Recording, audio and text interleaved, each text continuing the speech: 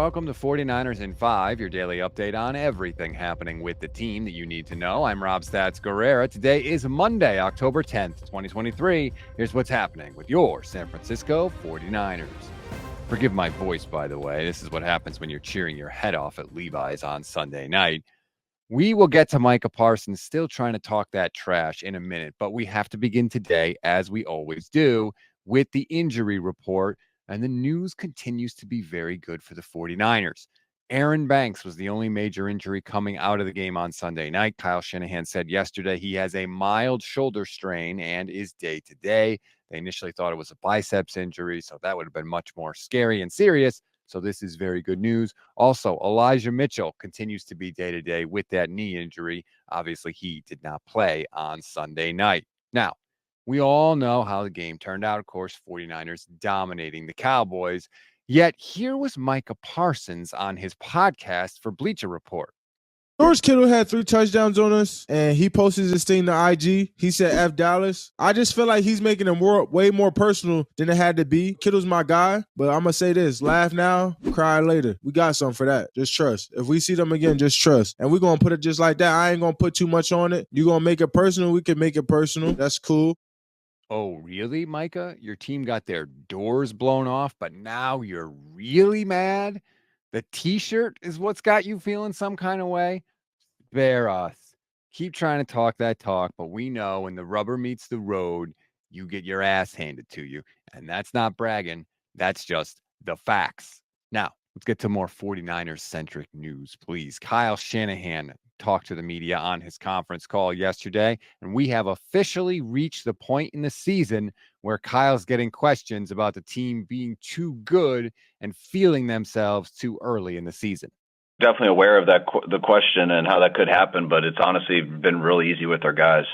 We got a real good team in that way. That's kind of, just going into that game versus Dallas, how hyped that game was and just the way they carried themselves in our building throughout the week, they weren't making much out of it. It was kind of like any other game and just any other week. And I think we got a good group of veterans who have been through a lot of stuff. Even still guys who were here from our 19 year when we started 8-0. And I think the guys who have been here and who have gone through stuff, they pass it to the other guys. And it's always our message that nothing can be taken for granted. And it's just 1 week at a time. And I think everyone preaches that, but I think through our life experiences together and stuff, our guys truly know it. And the guys who haven't been a part of that, they constantly hear it from the guys who have. Brock has said it. Kyle Shanahan has said it. This team is on a mission. And I think we all know what it is. Finally, this is just for my own fun, but since I couldn't do a 49ers in 5 on Monday because I was traveling, let's hear it. Here's an end around and a flea flicker. Back to Brock Purdy. Takes a shot down the sideline to George Kittle. Kittle all the way to the end zone. Touchdown! San Francisco! With a little razzle-dazzle reverse flea flicker. That's KNBR on the call. God, it feels good to beat the Cowboys again, doesn't it? We always give you one thing to read, one thing to watch, and one thing you might have missed. One thing to read on this Tuesday, If you like that flea flicker play to George Kittle, Matt Barrows has a really cool article in The Athletic all about the history of that play, why the 49ers included it, and why they called it when they did. If you want to read it, click the link in the description of this episode.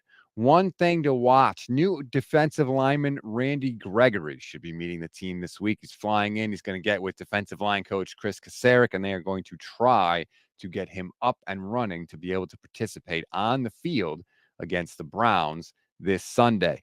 One thing you might have missed, Sunday's Niners-Cowboys game was the most watched Week 5 Sunday Night Football game ever.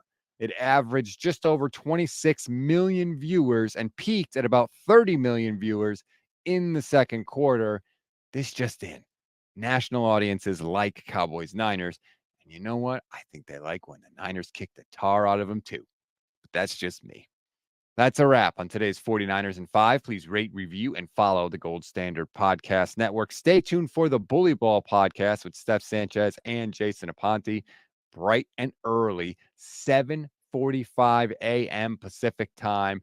course, it'll always be there for you, waiting on YouTube whenever you can. And of course, it will be in podcast form as well. So don't worry if you're not up early. But if you are, come join us. Bring your questions. They love getting your questions. And I actually got to meet Steph at the game on Sunday, which was really cool for me. And yes, her hair was immaculate. I'm Rob Stats Guerrera. We'll talk tomorrow.